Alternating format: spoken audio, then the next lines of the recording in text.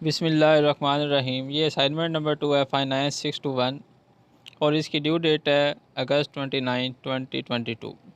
इसमें हमें क्वेश्चन दिया गया है और इसके एक टेबल में हमें मुख्तलिफ रेशोज़ दिखाई गई हैं जिसमें उसका कंपैरिजन दिखाया गया विद रिस्पेक्ट टू 2020 एंड 2021। मतलब कि 2 ईयर्स की हमें रेशोज़ दी गई हैं, ठीक है।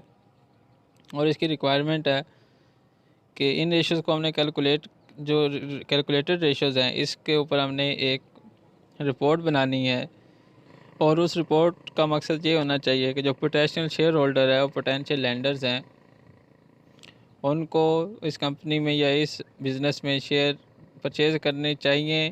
मतलब जो पोटेंशियल शेयर होल्डर्स हैं और जो पोटेंशियल लेंडर्स हैं उन्हें क्या इस बिज़नेस को लोन वगैरह देना चाहिए या नहीं।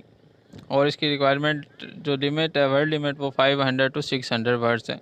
इससे पहले कि हम असाइनमेंट के सलूशन की तरफ जाएं, आपसे रिक्वेस्ट है काइंडली मेरा चैनल सब्सक्राइब कर लें और बेल आइकन को प्रेस कर लें ताकि मैं जो भी असाइनमेंट्स की वीडियोस अपलोड करूं उसका नोटिफिकेशन आप तक पहुंच जाए। तो अभी हम अपने असाइनमेंट के सलूशन की तरफ चले जाते हैं। सबसे पहले तो हमें इनको समझना है कि जी ये तमाम जो रेशोज़ हैं ये हैं क्या। रिटर्न ऑन इक्विटी क्या होता है? Return on equity compares net profit after tax minus preferred stock dividends, if any, to the equity that shareholders have invested in the firm.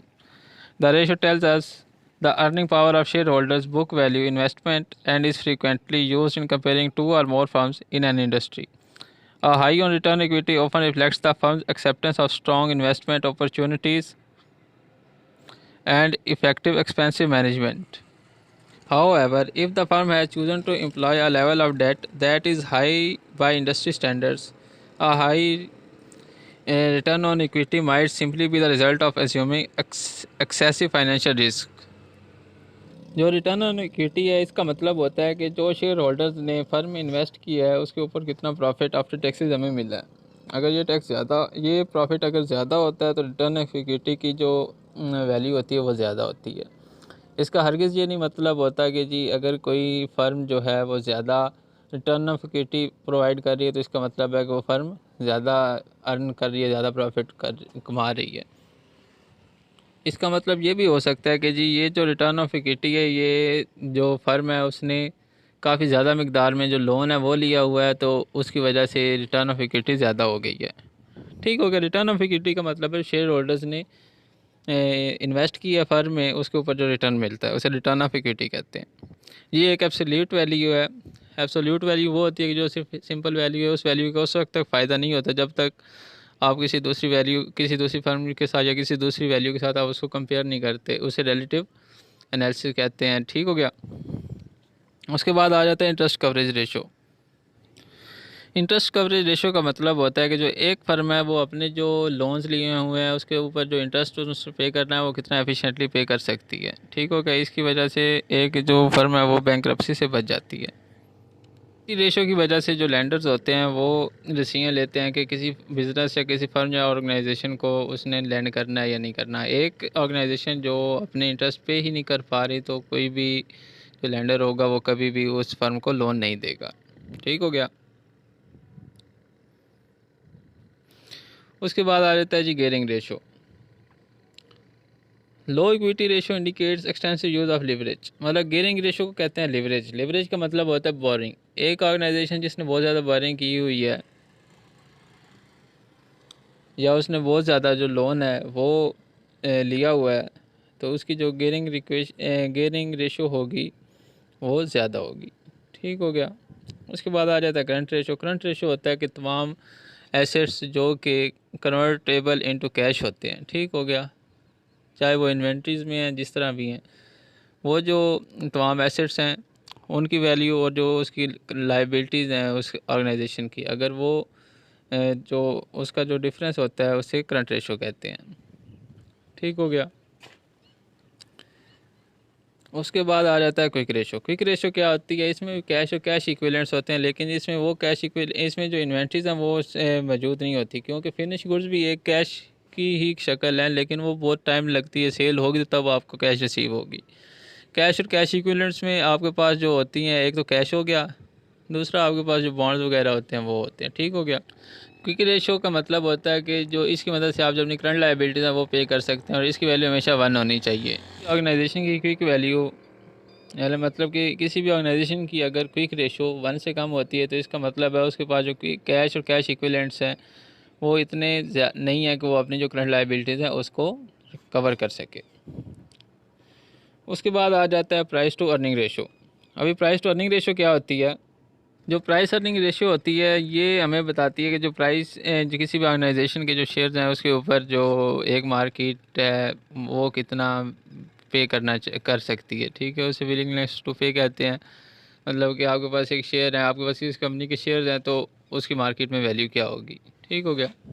उसके बाद रिटर्न ऑन एसेट्स है। ये है कि जी आप एक कंपनी ऑर्गेनाइजेशन या फर्म ने अपने एसेट्स को कितना एफिशिएंटली इस्तेमाल किया। अभी हम अपने गिवन डेटा की तरफ चले जाते हैं। ठीक है, जो 2020 और 2021 का कंपैरिजन है। ठीक होगा। रिटर्न ऑफ इक्विटी बढ़ी है, ये रिटर्न ऑफ इक्विटी कम हुई है। तो हो सकता है कि इसमें कि जो ऑर्गेनाइजेशन है उसने बोरिंग या लोन वगैरह नहीं लिया, उसने अपनी इक्विटी को यूज़ किया, इस वजह से इक्विटी का जो रिटर्न है वो कम हुआ है। इंटरेस्ट कवरेज रेशो वो भी कम हुई है, लेकिन ये विद इन लिमिट्स है। मतलब कि इसकी जो नॉर्मल वैल्यूज़ है वो 3 to 5 होनी चाहिए। तो ये एक्सेप्टेबल है लेंडर्स के लिए कि जी वो आपको लोन दे सकते हैं। उसके बाद डिविडेंड कवरेज रेशियो है, ये कम हुई है। डिविडेंड कवरेज रेशियो इसलिए कम हो भी सकती है कि एक ऑर्गेनाइजेशन जो न्यूली एस्टेब्लिश्ड है वो अपने ऑपरेशंस को एक्सपेंड करना चाहती है, तो इसकी वजह से वो कुछ डिविडेंड का हिस्सा डिस्ट्रीब्यूट करती है और ज़्यादा जो हिस्सा है वो अपने पास रिटेन करती है ताकि वो अपने ऑपरेशन को एक्सपेंड कर सके। इसके बाद आ जाती है गियरिंग रेशो। गियरिंग रेशो जो है उसकी जो वैल्यू है वो बढ़ी है। गियरिंग रेशो का मतलब होता है कि इस फर्म ने जो लोन्स हैं उसको ज़्यादा इस्तेमाल किया है।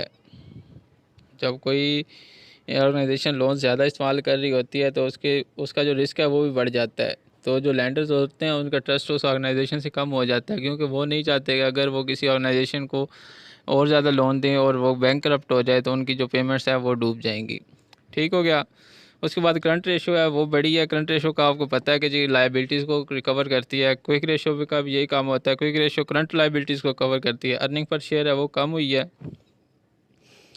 अर्निंग पर शेयर के ऊपर जो है इन्वेस्टर्स जो होते हैं, जो मतलब कि शेयर होल्डर्स जो होते हैं वो डिसीजन लेते हैं। ये भी एक एब्सोल्यूट वैल्यू है कि डिपेंड करता है कि दूसरी ऑर्गेनाइजेशंस कितनी ईपीएस अपने यानी अर्निंग पर शेयर दे रही है। अगर ये उनकी निस्बत ज़्यादा है तो जो इन्वेस्टर्स जो शेयर होल्डर्स हैं वो शेयर्स परचेज़ कर सकते हैं। इसके बाद प्राइस टू अर्निंग रेशो आ जाती है, ये बढ़ी है। इसका क्या मतलब है जी कि जो मार्केट है वो ये इस ऑर्गेनाइजेशन या इस फर्म के जो शेयर्स हैं उस पर ज़्यादा पेमेंट दे सकती है, मतलब उसको ज़्यादा अहमियत देती है। मतलब कि इसे कह सकते हैं आपके जी ओवर प्राइस्ड शेयर्स। ठीक है। रिटर्न ऑन एसेट्स वो कम हुई है, तो इसका मतलब है कि जी एसेट्स को जो एफिशिएंटली यूज़ नहीं किया गया। इसके बाद जो उन्होंने कहा रिपोर्ट बनानी है, तो रिपोर्ट का एक टिपिकल फॉर्मेट होता है। जो रिपोर्ट का फॉर्मेट होता है वो कुछ इस तरह है। सबसे पहले टाइटल ऑफ द रिपोर्ट होता है, उसके बाद जिसने बनाई होती है उसका नेम और जिस दिन वो सबमिट हुई होती है उसकी डेट। उसके बाद जो बैकग्राउंड है कुछ बैकग्राउंड बताया जाता है। उसके बाद की फाइंडिंग्स आ जाती हैं, कंक्लूजन्स आ जाता है और रिकमेंडेशंस आ जाती हैं। ठीक हो गया। उसके बाद रेफरेंस होता है। अगर कोई जो डाटा आपने कहीं से कॉपी पेस्ट किया हो तो आप उस चीज़ का रेफरेंस भी देते हैं। और उसके बाद एग्जेक्टिव समरी ऑप्शंस होती हैं कि जी कोई कई ऑर्गेनाइजेशंस डिमांड करती हैं कि उनके एग्जेक्टिव्स डिमांड करते हैं कि जो आप रिपोर्ट बनाएं उसकी एग्जेक्टिव समरी दें, ताकि एक पेज की होती है, उसके ऊपर आप को देखने से पूरी रिपोर्ट पढ़ने की ज़रूरत नहीं होती। तो आप रिपोर्ट का फॉर्मेट देख लें। मैंने एक टाइटल दिया है, उसके बाद प्रिपेयर जिसने किया, जिसने ये सबमिट होगी, उसके बाद इसका मैंने बैकग्राउंड दिया है, मैंने कुछ की फाइंडिंग्स जो हैं वो लिखे हैं। इसके बाद कंक्लूजन लिखा है। ठीक हो गया। ये कंक्लूजन आप एक दफ़ा देख लें। और उसके बाद जी मैंने लिखी हैं रिकमेंडेशंस। ठीक हो गया जी। शेयर होल्डर्स इन्वेस्ट कर सकते हैं इस बिज़नेस में और जो लैंडर्स हैं वो भी इस बिज़नेस को लैंड कर सकते हैं। मैं आपको ये तमाम असाइनमेंट एक दफ़ा आहिस्ता आहिस्ता दिखा देता हूँ ताकि आप लोग इससे जो चीज़ अपनी मतलब की है वो चीज़ कॉपी कर लें और समझ लें और उसके बाद अपने अल्फाज में लिखने की कोशिश करें। और अगर आप में से भाइयों और बहनों में से किसी को असाइनमेंट चाहिए हो, इसका सलूशन ये चाहिए हो, तो आप मुझे व्हाट्सएप पे मैसेज कर सकते हैं। मेरा नंबर जो है वो डिस्क्रिप्शन में होता है। ठीक हो गया। तो इस चीज़ के मैं ना कोई चार्जेस लेता हूँ ना कोई फ़ी वगैरह। ठीक हो गया। तो आपको मैं एक दफ़ा ये सलूशन दिखा देता हूँ।